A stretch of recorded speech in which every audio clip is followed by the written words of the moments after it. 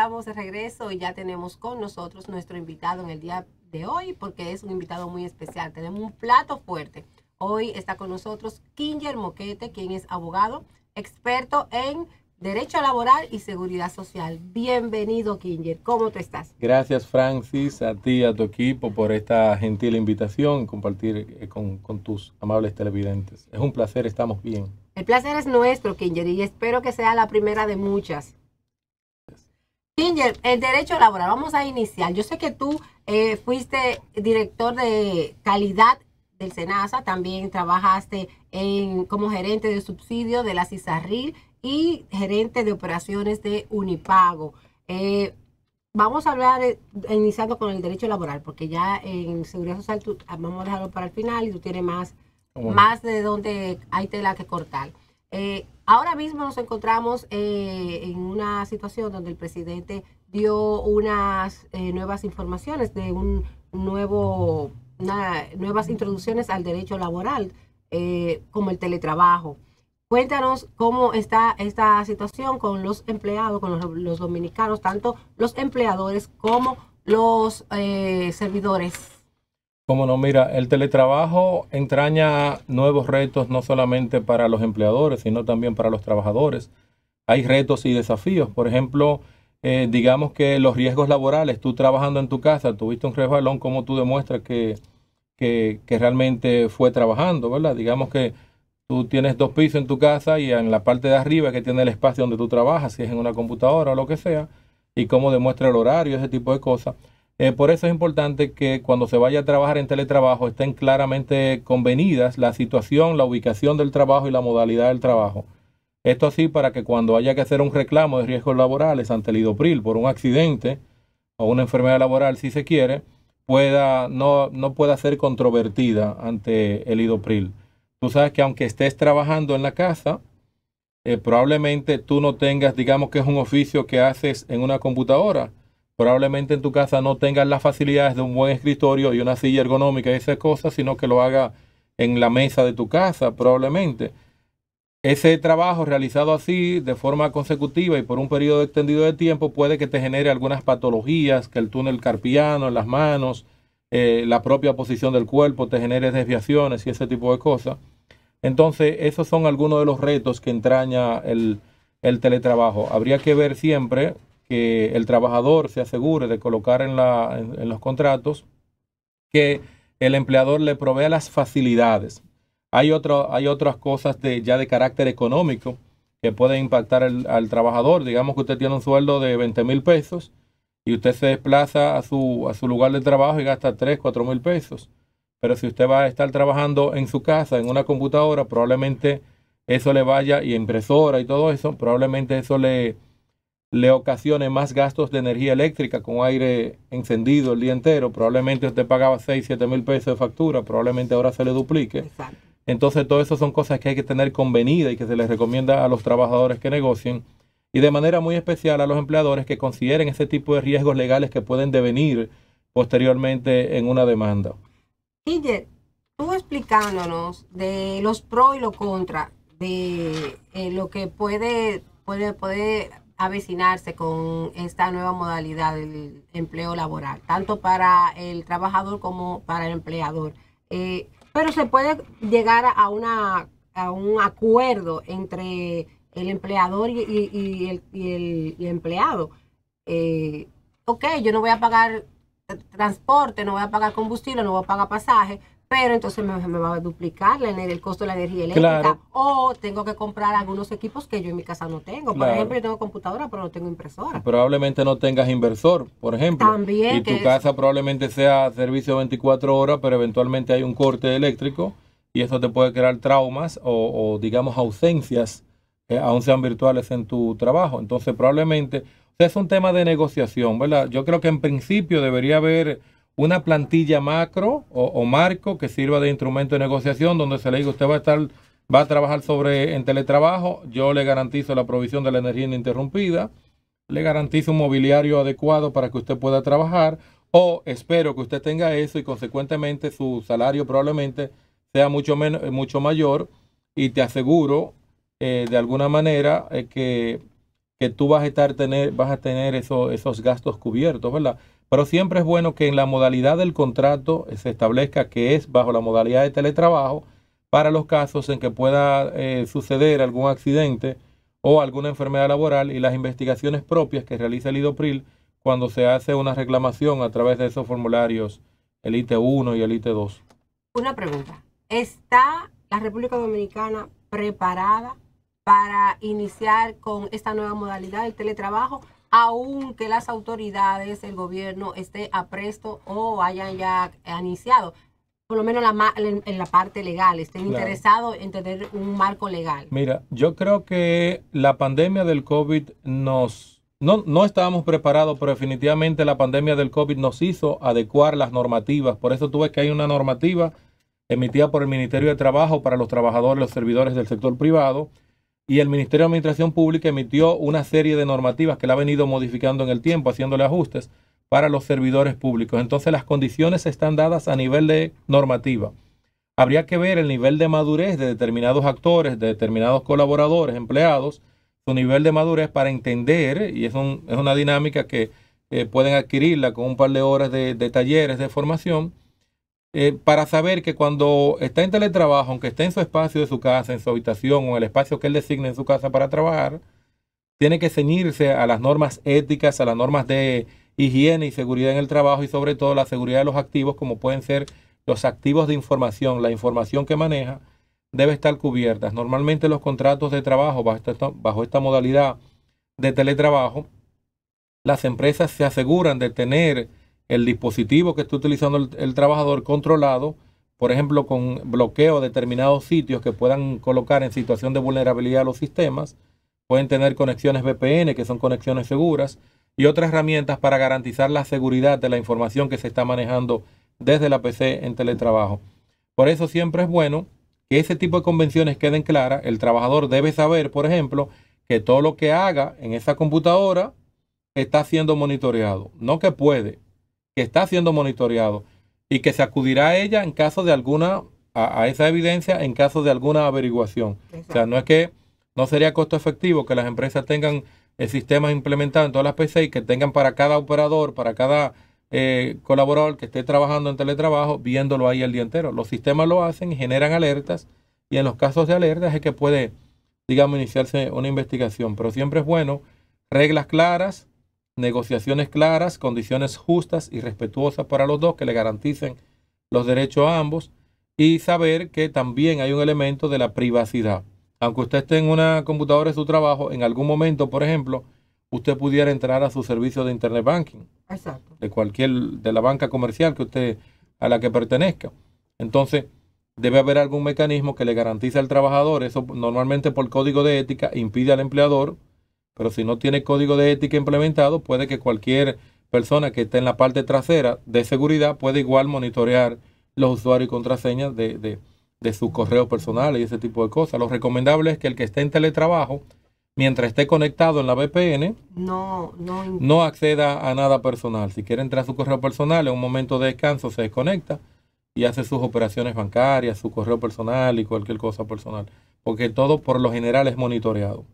Sí, hay muchísimos pro y contra en estas devenir del teletrabajo, porque así como el empleador puede ahorrarse, por ejemplo, el traslado, tiempo, dinero, en su casa va a estar, que puede comer, no tiene que comprar comida, pero también el empleador tiene beneficios, porque se ahorra espacio de un empleado que no está trabajando desde su casa, se ahorra material gastable, energía, o sea, hay que ver y poner un balance equitativo donde no pierda uno, pero tampoco el otro. Claro. Donde sea Mira, lo más justo posible. Puedo citar un ejemplo. En un lugar donde trabajé por 9 años, yo fui gerente de operaciones allí de tecnología, y cuando se decretó el cierre del país por la pandemia,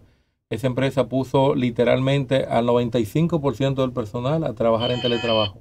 Solo se quedó el personal de seguridad física o el equipo de operadores que tenía que estar moviendo cosas físicas en el data center. Pero tú sabes qué hizo la empresa. se aseguró, se hizo el levantamiento, quienes tenían PC o laptops y estaban dispuestos a colaborar, se le instaló las aplicaciones de los controles para que puedan conectarse en un ambiente controlado a las aplicaciones de la oficina. Pero aquellos que no tenían escritorio, que no tenían buena silla, lo que sea, la empresa le dotó de un espacio ergonómico para que puedan trabajar. Y en algunos casos que no tenían energía, no estaban en una zona de 24 horas, pues aparte del UPS, le donó también o le facilitó los dispositivos estos, los inversores. Y entonces, claro, luego sí hubo algunas personas que gritaban, pero me incrementó la factura del aire, perdí este beneficio que me incluía el almuerzo, perdí tal cosa. Y lo que se negoció es páguesele todos esos beneficios como si lo estuviera consumiendo en la oficina. O sea que cada empresa de manera particular y en la medida que trabaje con un nivel de conciencia y fidelización de sus colaboradores es la que va a determinar el grado de facilidad que dé. Pero para cualquier colaborador nuevo, sabemos que el que está buscando un trabajo probablemente entre en todas, debe asegurarse de evaluar esos costos, el costo de trabajar en la casa. Porque por lo general, beneficia al empleador y siempre que sea un trabajador educado y disciplinado. Hay personas que creen que están en la casa. Por ejemplo, a mí me tocó ver un caso de cómo se monitoreaba el acceso, o sea, el momento en que se conectaba y el momento en que se desconectaba, y se monitoreaba el tema de las teclados.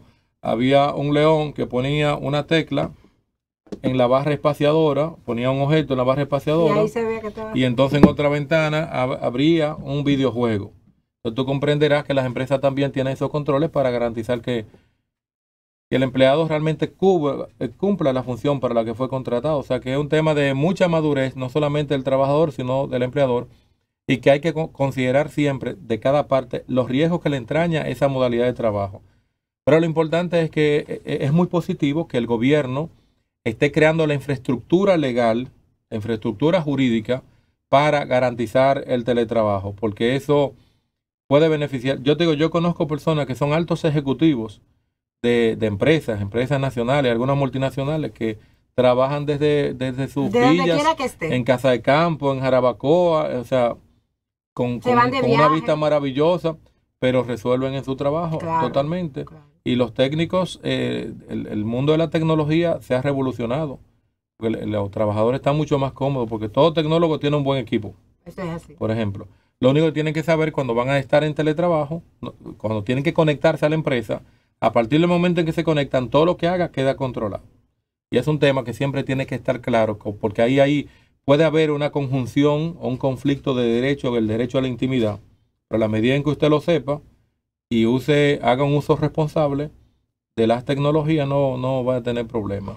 Ginger, hay 3 elementos que me entiendo que son importantes y que no lo hemos tocado, que son el seguro de salud, como va a ser un empleado anormal, que es una nueva modalidad, se puede manejar el plan igual que un empleado normal, las vacaciones, porque como tiene la facilidad de estar en su casa, no tiene la presión de que no tiene absolutamente nada que ver. Mira, todo trabajador, en virtud de la ley 8701, todo empleador está obligado a registrar ante la Tesorería de la Seguridad Social, empadronarse como empleador y consecuentemente registrar su plantilla de trabajadores. Y no importa la modalidad, porque es trabajo. El teletrabajo es un trabajo como si estuviera presencial y consecuentemente se hace sujeto de las obligaciones ante el fisco y de retención, ¿verdad? Retención de los impuestos al trabajador, pero también la retención de las obligaciones para la Seguridad Social y el empleador el pago de la proporción que le corresponde.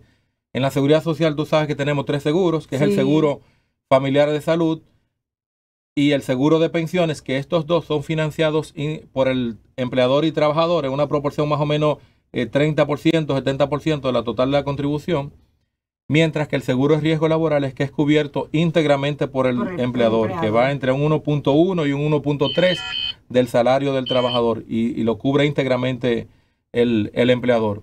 Pero, o sea, la modalidad del trabajo, teletrabajo presencial, no exime de ningún tipo de obligación con la seguridad social. O sea, sus beneficios. Se mantienen sus beneficios.